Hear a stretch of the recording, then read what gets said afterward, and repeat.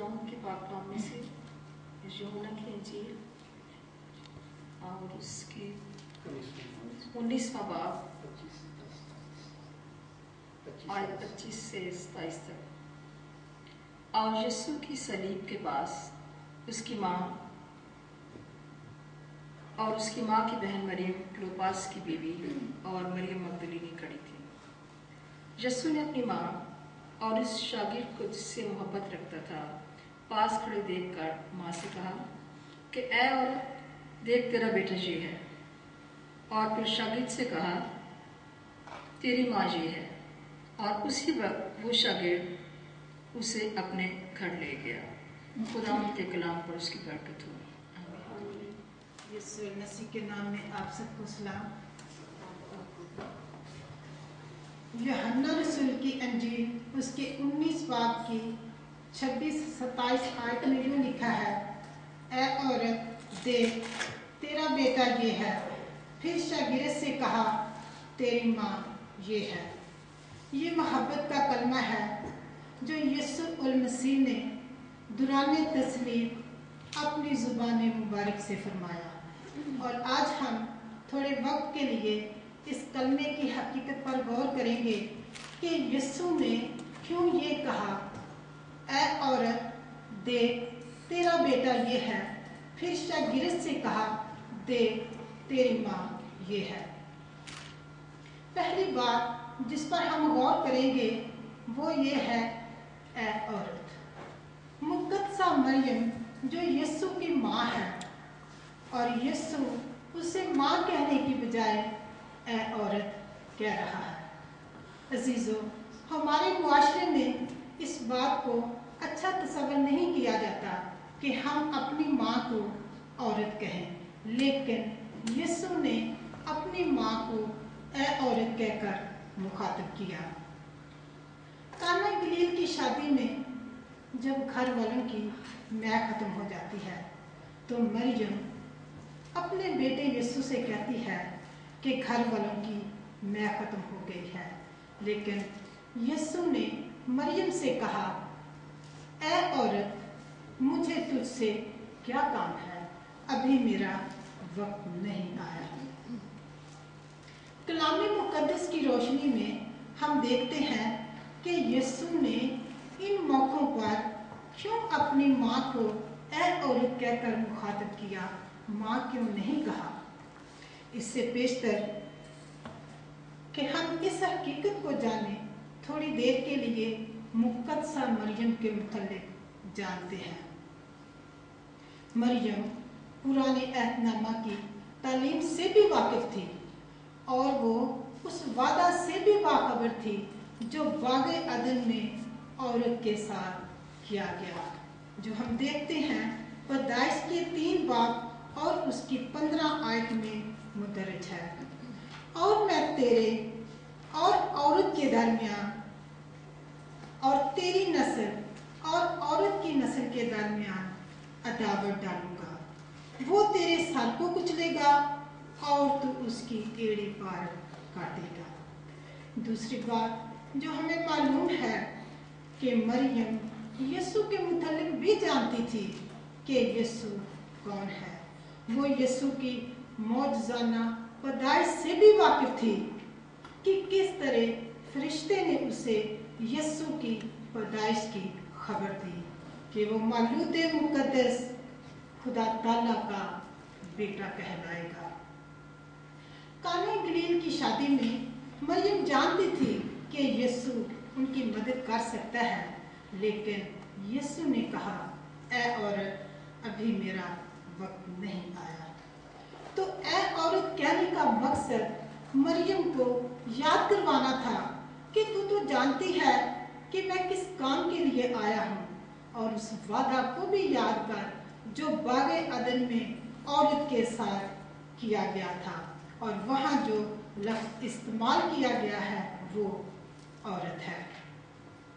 और यीशु ऐ औरत कहकर मरियम को वो बात याद करवा रहा है कि तू जानती है कि अभी मेरा वक्त नहीं आया।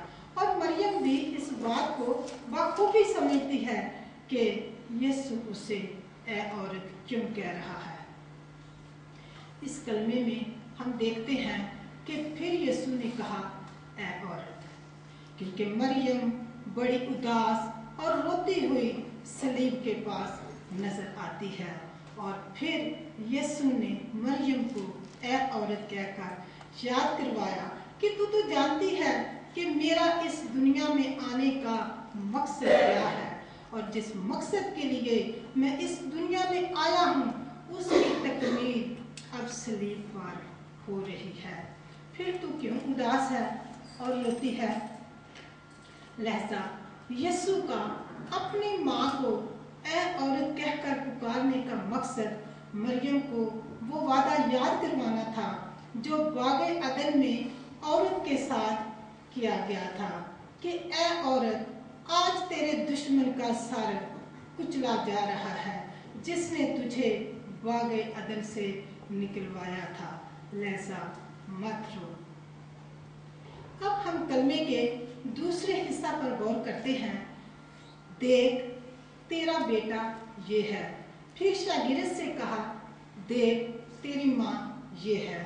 यीशु के और भी भाई थे, लेकिन मालूम नहीं कि तस्लीब के वक्त कोई वहाँ था भी या नहीं। लेकिन यीशु का वो शागिर्द जिससे यीशु बहुत मोहब्बत रखता था, यानी यूहन्ना, वो वहाँ नजर आता है।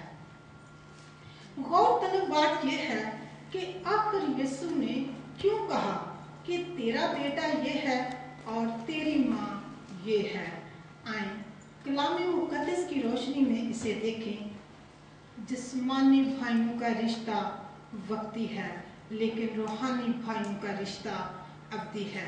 जिस्मानी रिश्ते खत्म हो जाएंगे, लेकिन रूहानी रिश्ते कायम रहेंगे। जिस्मानी चीजें फना हो जाएंगी, लेकिन रूहानी चीजें अब तक रहेंगी। लूका रसूल की अंजील के 8 बाब की 19 से 21 आयत में एक वाक्य हम पढ़ते हैं।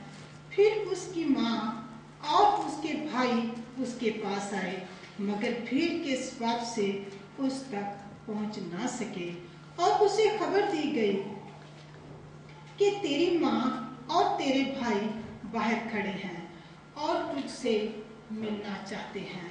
उसने जवाब में उनसे कहा, मेरी माँ और मेरे भाई तो ये हैं जो खुदा के कलाम को सुनते और उस पर अमल करते हैं।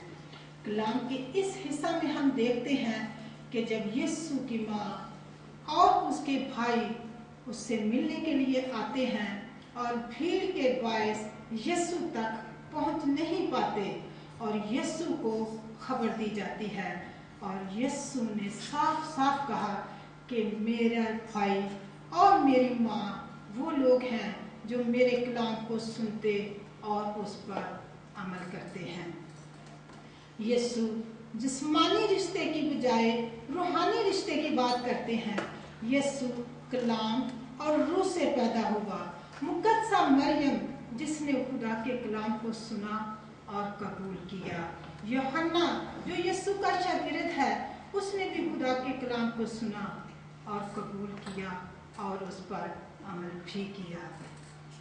लिहाजा यीशु ने मरियम से कहा, तेरा बेटा ये है, और शागिर्द से तेरी माँ ये है, क्योंकि दोनों रूहानी तौर से एक दूसरे की मदद कर सकते थे। और लिखा है कि उस शागिर्द मरियम को उसी वक्त अपने घर में ले गया और उसकी खिदमत करने लगा। यहाँ ख्याल गालिब है कि वो दोनों किताबे मुकद्दस और यीशु की बातों पर गौर और याद करने से एक दूसरे की तसल्ली और तकवीत का बायस बने होंगे। आए अपने दिलों में झांकें कि हमारी रफ़ाकत, मेल जोल, उठना बैठना कैसे लोगों के साथ है। क्या वो हमारी रूहानी तरक्की का बायस बन रहे हैं? अगर नहीं तो ऐसी रफ़ाकत ढूंढें जो हमारी रूहानी तरक्की का बायस बने। खुदा हम सबको बरकत